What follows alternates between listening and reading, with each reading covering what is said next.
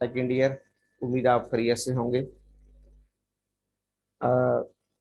Physiology of integumentary system को हम discuss कर रहे थे। इंटेगुमेंट्री सिस्टम की थोड़ी सी हमने एनाटॉमी पढ़ी और फिर इसकी फिजियोलॉजी। इंटेगुमेंट्री सिस्टम वो सिस्टम होता है जिसमें तीन हमारे बॉडी के ऑर्गन्स फॉल करते हैं, स्किन, हेयर और नेल। स्किन, हेयर और नेल। स्किन मरकजी ऑर्गन है और उसी को हमने डिस्कस किया था, उसकी एनाटॉमी को हमने डिस्कस किया था, जिसमें उसकी तीन लेयर्स हमने पढ़ी थी, एपिडर्मिस, डर्मिस, हाइपोडर्मिस। तीन लेयर्स हमने इसकी डिस्कस की थी। उनकी मुख्तसर एनाटॉमी के बाद हम फंक्शंस ऑफ स्किन यानी फिजियोलॉजी ऑफ द स्किन को डिस्कस कर रहे थे। और फंक्शंस ऑफ स्किन में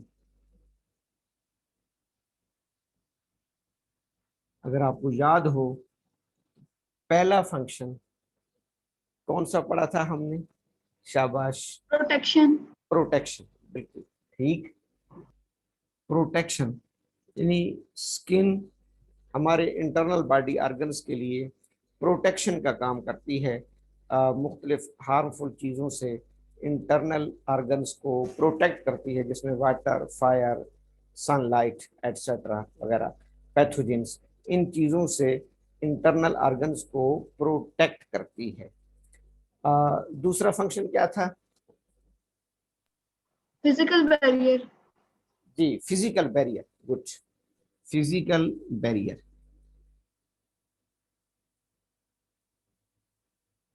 फिजिकल बैरियर, स्किन एक बहुत बड़ा फिजिकल बैरियर है जो हमारी स्किन को मैकेनिकल इंजरी, बर्न से, केमिकल इंजरी से, इन तमाम इंजरीज, चोटों से, प्रेशर से, स्ट्रेस से, क्योंकि मैंने आपको एग्जांपल दी थी कि वरना तो आप ऐसे किसी का हाथ दबाते तो उसको नुकसान होता। तो ये स्किन है जो आपके फिजिकल बैरियर के तौर पर भी काम कर रही होती है और इंटरनल बॉडी ऑर्गन्स को इन चीजों से महफूज रखती है। तीसरा फंक्शन थर्मोरेगुलेशन। थर्मल रेगुलेशन, ठीक, थर्मल रेगुलेशन। हमारी बॉडी का जो टेम्परेचर है, इंटरनल बॉडी टेम्परेचर, जो आपको पता है 98.6 डिग्री फ़ारेनहाइट होता है, इसको मेंटेन करने में भी इंटेगुमेंट्री सिस्टम या स्किन का किरदार है। मैंने आपको बताया था कि वैजो डायलेशन और वैजो कंस्ट्रिक्शन के जरिए स्वेटिंग प्रोड्यूस करके और हीट प्रोड्यूस करके बॉडी टेम्परेचर को भी स्किन मेंटेन रखती है, क्योंकि हमारा वाटर लॉस भी स्किन से हो रहा होता है। तो एक बहुत बड़ा फंक्शन है स्किन का, ये हमारे इंटरनल बॉडी टेम्परेचर को मेंटेन रखती है, इंटरनल बॉडी टेम्परेचर को मेंटेन रखती है। Number 4, vitamin D production. क्या है बेटा? Number sir 4, vitamin D production. Heat production, ठीक हो गया। Vitamin vitamin D production. अच्छा, विटामिन डी प्रोडक्शन, ठीक है, विटामिन डी प्रोडक्शन, बिल्कुल ठीक हो गया।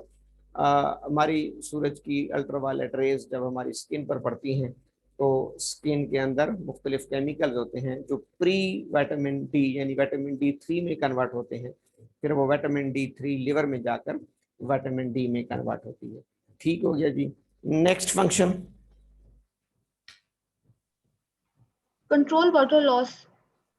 कंट्रोल वाटर लॉस, ठीक हो गया, कंट्रोल वाटर लॉस।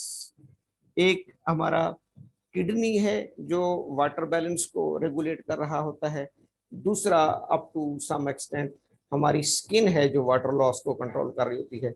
अभी जैसे गर्मियों में बॉडी टेम्परेचर को मेंटेन करने के लिए स्किन की मजबूरी है कि उसमें स्वेट करना होता है, प्रोफ्यूज स्वेटिंग, तो उसमें हमें थर्स्ट सेंटर हमारा रेज हो जाता है और हमें प्यास लगती है, तो हमारा वाटर बैलेंस मेंटेन रहता है। इसी तरीके से सर्दियों में क्योंकि हमें पसीना कम आता है तो हमें यूरिन ज़्यादा आता है, तो ये किडनी और स्किन बॉडी के अंदर वाटर बैलेंस को मेंटेन रखने में, कंट्रोल करने में अपना किरदार अदा कर रहे होते हैं। नेक्स्ट, सेंसेशन, सेंसेशन, ठीक हो गया। बहुत बड़ा फंक्शन है।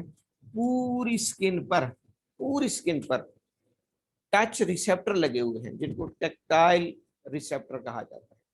मैंने आपको बताया था कि पूरी स्किन पर टच रिसेप्टर लगे हुए हैं जिनको टेक्टाइल रिसेप्टर्स कहा जाता है।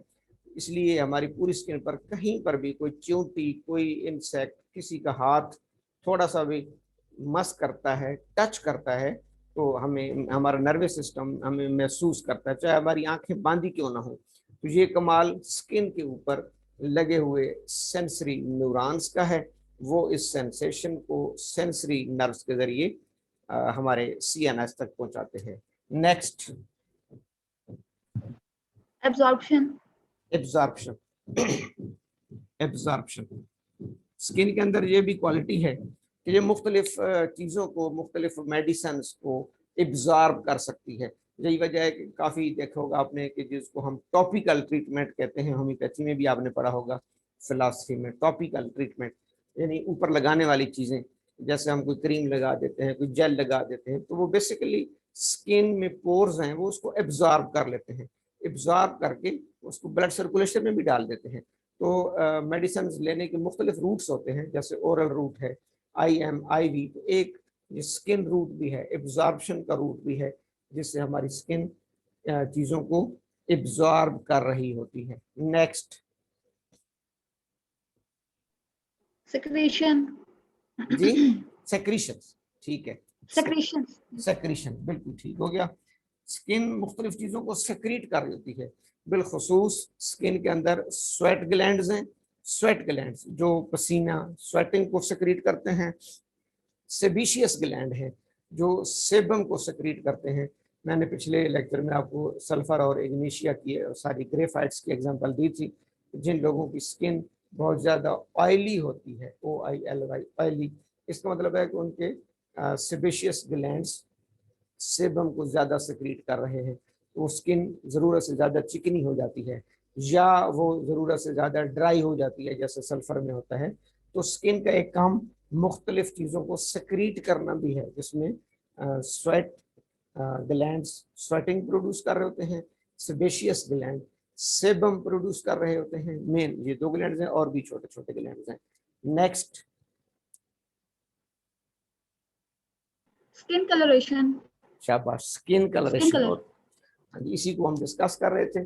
अब ये फिलहाल ये जो 8 फंक्शन मैंने लिखे हैं, ये आपको बेटा फिंगर टिप्स पे याद होने चाहिए। अगर आपको ये हेडिंग याद है तो कोई इशू नहीं, आप बिल्कुल ज़बानी इसको लिख सकती हैं कि प्रोटेक्शन का काम कर रही है, फिजिकल बैरियर का काम, thermal regulation, vitamin D synthesis, secretion, control water loss, sensation और एब्जॉर्प्शन का काम स्किन कर रही है। अगला फंक्शन जो हम पढ़ रहे थे वो था स्किन कलरेशन। स्किन कलरेशन,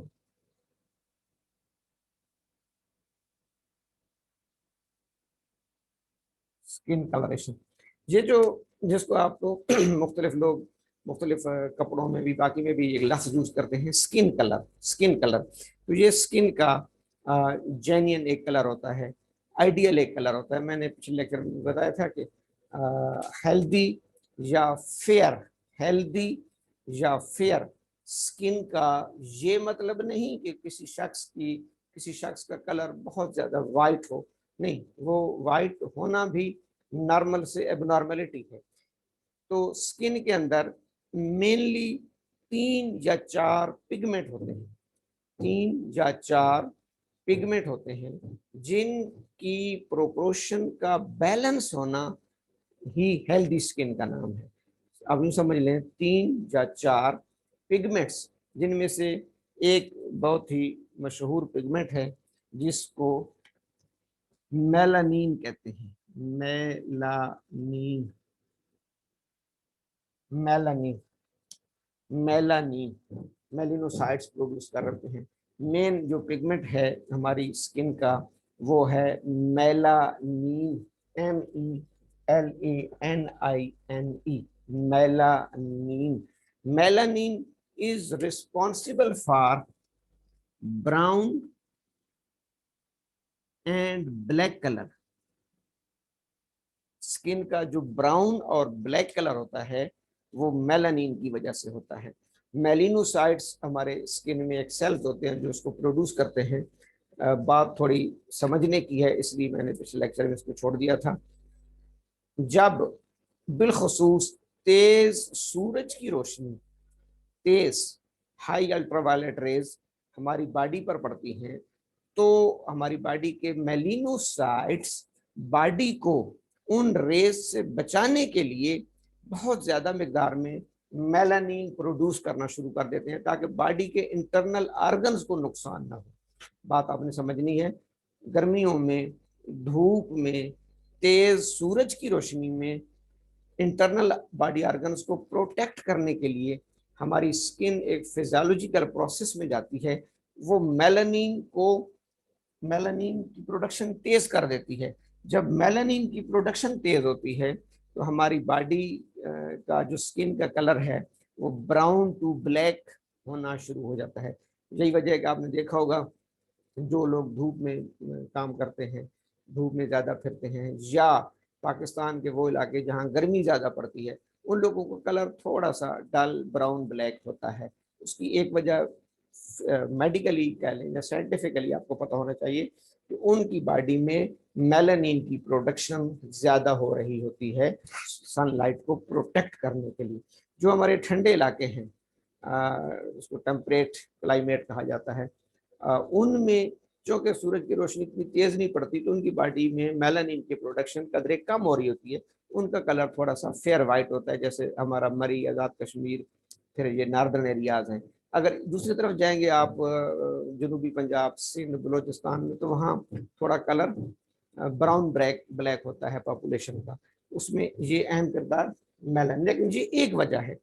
अब आप ये न कहें कि भाई एक बंदा तो स्वात में रहता है और उसका कलर ब्लैक है, एक बंदा तो सिंध में रहता है उसका कलर वाइट है। वो फिर इसके अलावा और फैक्टर्स हैं जिनमें जेनेटिक फैक्टर होता है। कुछ लोगों के अंदर जेनेटिक जीन्स, जो मेलानिन आखिर एक प्रोटीन है, इसको जीन्स प्रोड्यूस कर रहे हैं, तो नस्ल दर नस्ल वो जीन्स भी चले आ रहे होते हैं। कुछ लोगों की पूरी फैमिली का कलर ब्राउन ब्लैक होता है, कुछ लोगों की पूरी फैमिली का कलर थोड़ा कदरे वाइट होता है। तो वो और फैक्टर्स हैं, या स्किन की अपनी डिजीजेस भी हो सकती हैं, वो फैक्टर्स अलग हैं। एक फैक्टर जो फिजियोलॉजिकल फैक्टर है वो मेलानिन की प्रोडक्शन है। ये बात आपको क्लियर हो गई?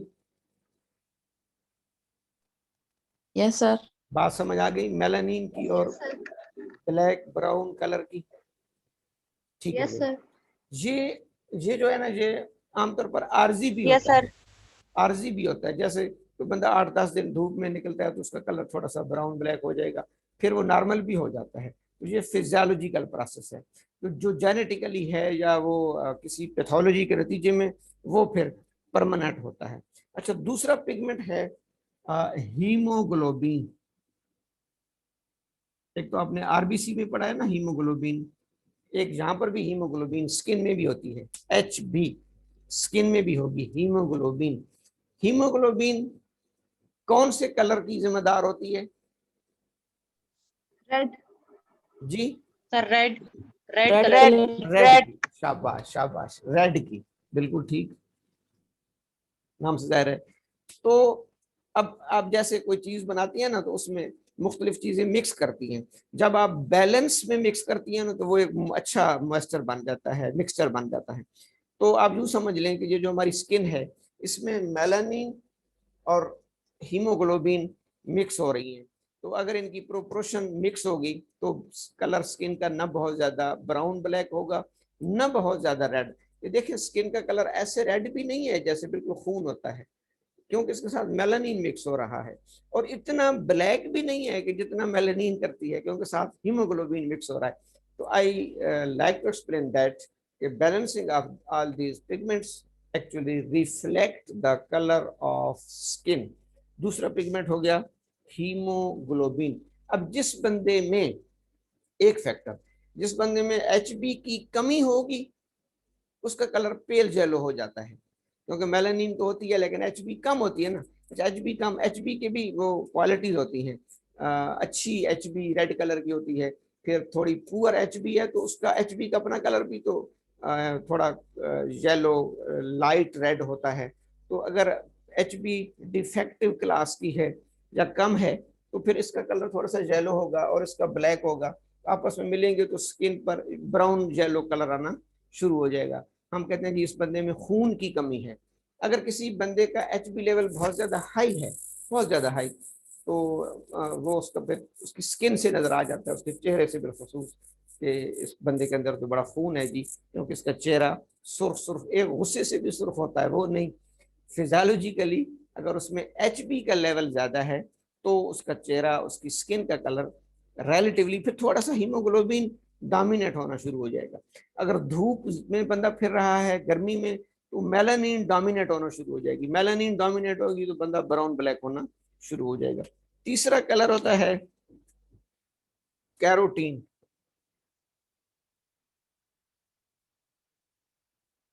कैरोटीन, कैरोटीन, कैरोटीन, ये आपके ऑरेंज कलर का जिम्मेदार होता है। Carotene orange colour, orange colour.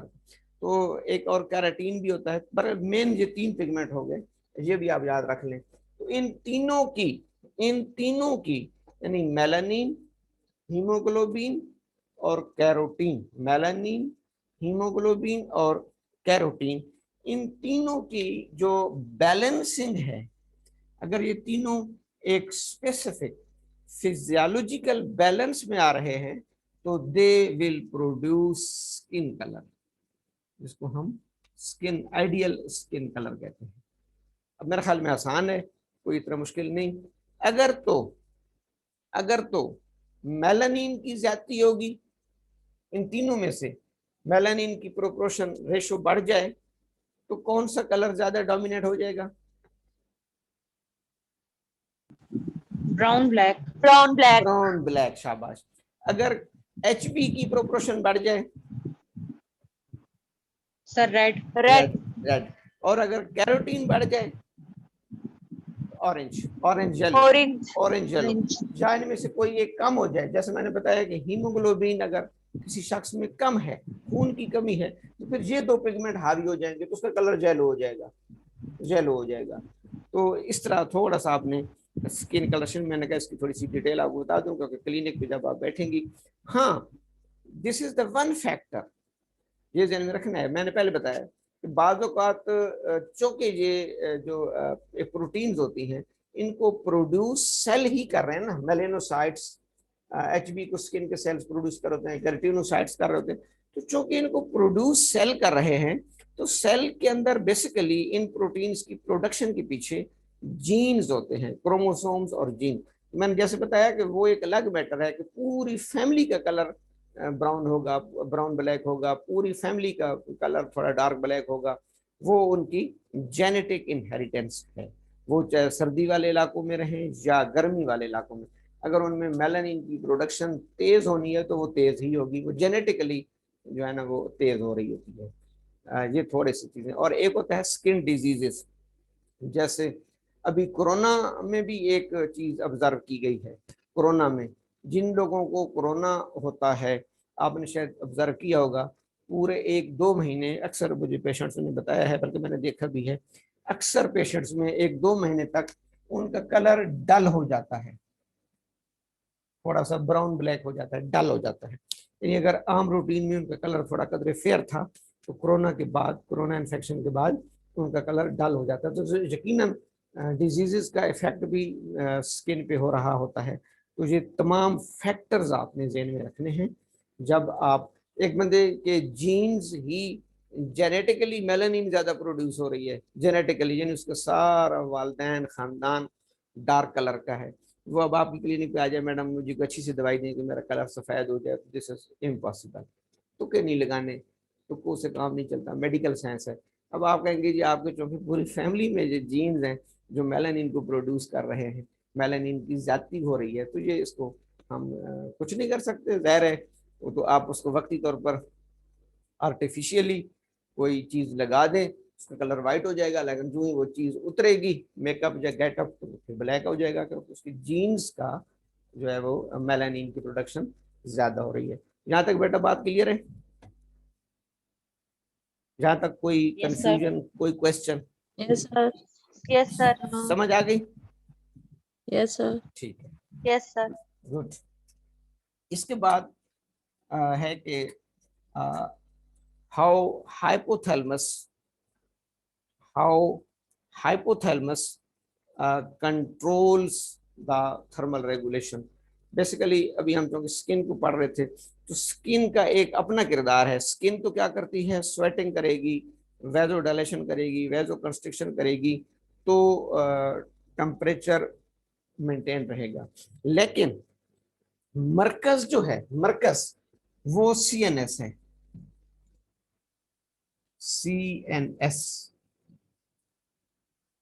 ये स्किन तो कमांड्स को ओबे कर रही है ना, स्किन को तो जो कमांड्स आएगी वो उसको ओबे करेगी। लेकिन मरकज जो है वो क्या है, सीएनएस। और सीएनएस में एक पार्ट होता है, आपने पढ़ा है, जिसको हाइपोथैलेमस कहा जाता है। हाइपोथैलेमस बहुत ज्यादा हमने पढ़ा है इसको, एंडोक्रिनोलॉजी में पढ़ा है, यूरोलॉजी में पढ़ा है।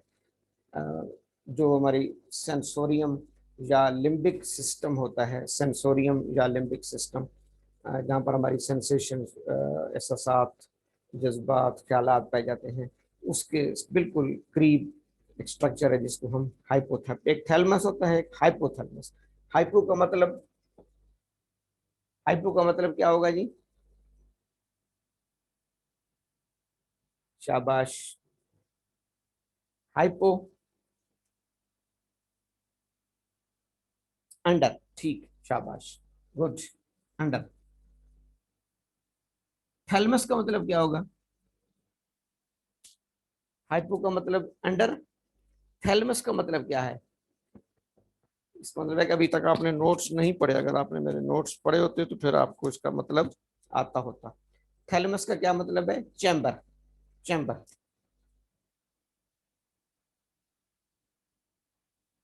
तो अंडर द चैम्बर, यानी थैलमस एक चैम्बर को कहते हैं, उसके नीचे जो स्ट्रक्चर होता है उसको हाइपोथैलेमस कहते हैं। Under the chamber, under the chamber, hypothalamus.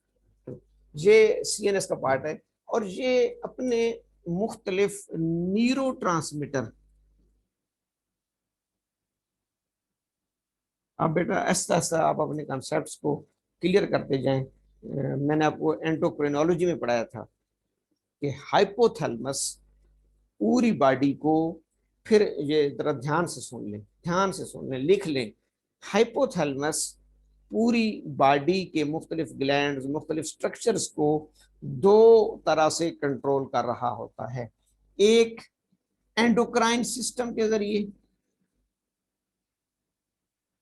Endocrine system के जरिए, वो जो आपने पढ़ा था कि हाइपोथैलेमस जीएनआरएच रिलीज करता है, वो फिर पिट्यूटरी पे एक्ट करते हैं, पिट्यूटरी फिर थायराइड पे एक्ट करता है, पिट्यूटरी फिर किडनी पे एक्ट करता है, पिट्यूटरी फिर ओवरी पे एफएसएचएलएच। वो रूट है endocrine route. Through the hormones, chemical messages, chemical messages, messengers through the glands, जिनको हम हार्मोन्स कहते हैं। एक तो हाइपोथैलेमस बॉडी को थ्रू हार्मोन्स कंट्रोल कर रहा होता है, और थ्रू हार्मोन्स वो पिट्यूटरी के थ्रू करता है। बिल्कुल कंसेप्ट शुड बी क्लियर।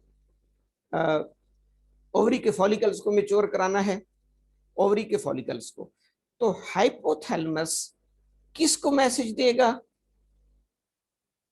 शाबाश, हाइपोथैलेमस किस ग्लैंड को मैसेज देगा जी? पिट्यूटरी ग्लैंड को, किसको देगा बेटा? पिट्यूटरी ग्लैंड को। पिट्यूटरी ग्लैंड को, शाबाश। और पिट्यूटरी ग्लैंड फिर आगे हार्मोन प्रोड्यूस करेगा, एफएसएच और एलएच, वो जाकर मैसेज देंगे LSH। ओवरीज को या टेस्टिकल्स को। इसी तरीके से थायराइड के लिए हाइपोथैलेमस पिट्यूटरी को मैसेज देगा, पिट्यूटरी आगे टीएसएच रिलीज करके थायराइड को। एक तो ये रूट हो गया जो आपको समझ आ गया कि वो एंडोक्राइन सिस्टम के जरिए हाइपोथैलेमस कंट्रोल। दूसरा डायरेक्ट राब्ता भी मैंने आपको बताया था कि हाइपोथैलेमस का हर टिश्यू सेल और आर्गन के साथ एक डायरेक्ट राब्ता भी है वाया पेरिफेरल नर्वस सिस्टम, इसको कहते हैं PNS, peripheral nervous system, nerves के जरिए। फिर सुन लें, हाइपोथैलेमस बॉडी को दो तरह के सिस्टम से कंट्रोल कर रहा है। यानी जैसे आप कहते हैं ना, अब आपको मुझसे बात करने के लिए आप मोबाइल पे कॉल भी कर सकती हैं, आप मुझे मैसेज भी कर सकती हैं, आप मुझे व्हाट्सएप भी कर सकती हैं, आप मुझे ईमो पे कॉल भी कर सकती हैं। तो 4 आपके पास मेथड आ गए। हाइपोथैलेमस के पास 2 मेथड हैं किसी भी टिश्यू सेल या बॉडी ऑर्गन्स के साथ रब्ता करने के लिए। या तो वो थ्रू एंडोक्राइन सिस्टम करेगा हार्मोन्स के, या वो थ्रू पीएनएस करेगा, PNS peripheral nervous system, peripheral nerves के जरिए। और पीएनएस के जरिए जब रब्ता करेगा तो हार्मोन्स नहीं, अच्छा इस रूट से तो वो हार्मोन्स रिलीज करेगा ना। एंडोक्राइन सिस्टम के जरिए, एक एक चीज क्लियर होनी चाहिए प्लीज, एंडोक्राइन सिस्टम के जरिए तो वो हार्मोन्स रिलीज करेगा, और पीएनएस के जरिए जब मैसेज देगा तो वो मैसेज किस शक्ल में होंगे? शाबाश, हार्मोन्स तो नहीं होंगे ना जी? न्यूरोट्रांसमीटर्स। न्यूरोट्रांसमीटर, वेरी गुड, ठीक है, न्यूरोट्रांसमीटर। अब यहाँ पर वो एनटी मैं लिख रहा हूं, आप पूरा लिख लें, न्यूरोट्रांसमीटर। न्यूरोट्रांसमीटर के जरिए, तो मैं ये समझाना चाहता था कि हाइपोथैलेमस स्किन को न्यूरोट्रांसमीटर के जरिए मैसेज देता है कि भाई आप टेम्परेचर डाउन हो रहा है तो आप शिवरिंग करना शुरू कर दें, अब टेम्परेचर हाई हो रहा है तो आप स्वेटिंग करना शुरू कर दें, स्किन की वेसल्स को अब आप कंस्ट्रिक्ट करें, अब आप डायलेट करें। तो ये एक बहुत बड़ा निज़ाम है। इसको कंट्रोल कौन कर रहा होता है? हाइपोथैलेमस। बेटा पढ़ने से ज्यादा मैंने पहले आपको कहा कि इन चीजों को सोचना है और याद करना है, याद नहीं करना बल्कि इनको समझना है। सर्दी जब मुझे महसूस होगी ना, सर्दी सर्दी, तो सर्दी मुझे नहीं महसूस हो रही, बेसिकली मेरे ब्रेन ने महसूस की है, ब्रेन ने। अब ब्रेन ने जब सर्दी महसूस की तो खुद ब खुद मैं यूं करूंगा, ये सर्दी में आपने देखा होगा कि अक्सर लोग यूं, कुछ तो ऐसे शिवरिंग भी करते रहते हैं सर्दी की वजह से, या मैं ऊपर वो ले लूंगा, लिहाफ ले लूंगा या चादर ले लूंगा। ये तमाम एक्टिविटीज मुझे हाइपोथैलेमस बता रहा है कि तुम ये करो भाई, क्योंकि तुम्हारी बॉडी कूल हो रही है। गर्मियों में मैं अपने बटन लूज कर दूंगा, मैं जो है ना वो खुली हवा में जाऊंगा। फिर स्किन को हाइपोथैलेमस कहा गया कि तुम भाई स्वेटिंग करो, स्वेटिंग करो ताकि हीट जो है ना वो बॉडी से बाहर जाए। तो ये मैकेनिज्म हाइपोथैलेमस के जरिए कंट्रोल हो रहा होता है, जिसको हम कहते हैं थर्मल रेगुलेशन, थर्मल रेगुलेशन। उम्मीद है कि आपको समझ आ गई होगी। आ गई है कि नहीं जी? जी Yes, sir, आ गई है। आ गई। इसके बाद हम इंशाल्लाह मायोलॉजी पढ़ेंगे, मसल्स, और उसके बाद फिर नर्वस सिस्टम। कोशिश मेरी ये है कि जब तक आपके पेपर नहीं हो जाते तो हम इन सिस्टम्स को थोड़ा थोड़ा कवर कर लें। फिर उसमें मैं आपको थोड़ा डिटेल बताऊंगा। वैसे हाइपोथैलेमस 2 सिस्टम होते हैं, सिंपैथेटिक, सिंपैथेटिक और पैरासिम्पैथेटिक। सिंपैथेटिक जैसे नाम से जाहिर है हमदर्दी, हमदर्दाना सिस्टम। पैरासिम्पैथेटिक जो हमदर्दी से बालातर होता है। मैं आपको एक आसान मिसाल दूं। अभी जैसे मैं किसी प्लाजे में किसी फ्लोर पे सीढ़ियाँ चढ़ता हूँ, आप चढ़ती हैं या मैं चढ़ता हूँ, तो आपने देखा होगा कि हमारी हार्ट रेट भी तेज हो जाती है और हमारा ब्रीथ रेट भी तेज हो जाता है। ये आपने अक्सर नोट किया होगा, अगर 3-4 फ्लोर की बिल्डिंग्स पर आप चढ़ रही हैं तो जब आप चौथे फ्लोर पे पहुंचती हैं तो आपकी हार्ट बीट तेज हो चुकी होती है, वो 70-80 भी नहीं होती, वो 90-95-100 पे होती है, और आप ऐसे ऐसे करते हैं। फिर ये क्यों है? ये सिंपैथेटिक नर्वस सिस्टम की वजह से, हमदर्दी, हमदर्दाना सिस्टम, सिंपैथेटिक। क्योंकि नर्वस सिस्टम को पता है कि अब ये रूटीन की चीज नहीं, ये बेचारा सीढ़ियां चढ़ रहा है और 1 2 3 चौथे फ्लोर पे इसने जाना है। उसके लिए इसकी टांगों को बहुत ज्यादा एनर्जी की जरूरत है, एनर्जी के लिए ऑक्सीजन की जरूरत है। जरा बात को समझें, ऑक्सीजन के लिए इसको इसकी सांस की रफ्तार को बढ़ाना जरूरी है, इसके हार्ट की रफ्तार को बढ़ाना जरूरी है ताकि कार्डिक आउटपुट बढ़ जाए। तो ये तमाम हमदर्दियां, ये आपके जिस्म के साथ, आपकी बॉडी के साथ तमाम हमदर्दियां हो रही हैं, इसको कहते हैं sympathetic system, sympathetic nervous system. अब आप चौथे फ्लोर पे पहुंच गए। जब आप चौथे फ्लोर पे पहुंचते हैं तो आप बैठ जाते हैं कुर्सी पे। 2-3 मिनट आप देखते हैं कि आपकी सांस थोड़ी तेज होती है, धड़कन, फिर आप आहिस्ता आहिस्ता आहिस्ता, जब 5 मिनट गुजरते हैं आप थोड़ा सा पानी पीते हैं, जब वैसे भी कुर्सी पे जब बैठ जाते हैं तो 3-4 मिनट के बाद आपकी हार्ट बीट भी नॉर्मल हो जाती है और आपका सांस भी नॉर्मल। इसको कहते हैं पैरासिम्पैथेटिक, हमदर्दी से बालातर। ये सिस्टम कहता है जी वो उस वक्त इसलिए आपकी सांस को बढ़ाया गया था कि आपकी बॉडी के साथ एक हमदर्दी की गई थी। अब आप इमरजेंसी से निकल आए हैं, इसको आप ऐसे समझ लें, हमदर्दी वाला निज़ाम, या इसको फाइट टू फाइट सिस्टम भी कहते हैं, फाइट सिस्टम।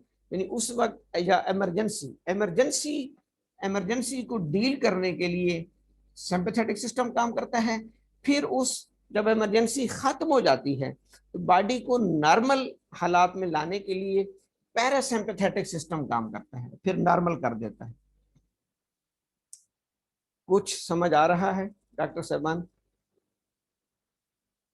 डॉक्टर साहबान को समझ आ रहे हैं? Yes sir. जी, यस सर। शाबाश शाबाश। इसको कहते हैं सिंपैथेटिक और पैरासिम्पैथेटिक।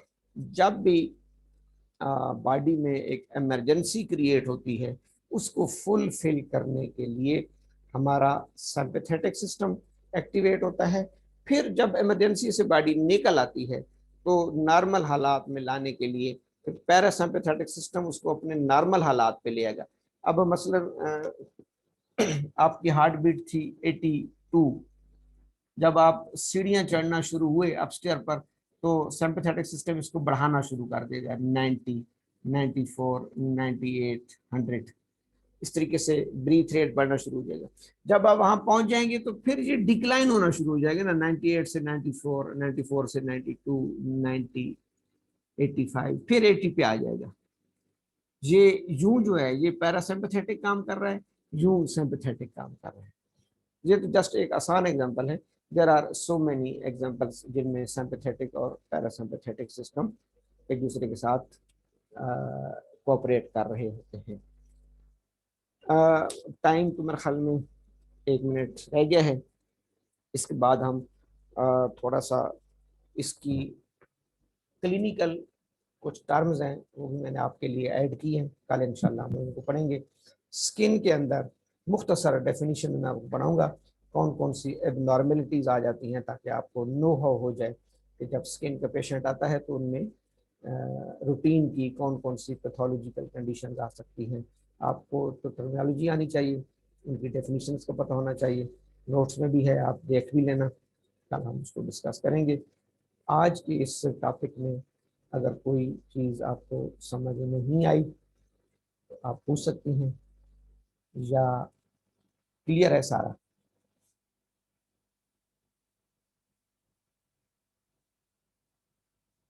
जी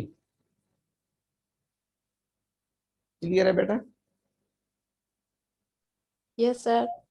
एनी क्वेश्चन? किसी को समझ ना आ रहा हो? कमल, आरजू, कुछ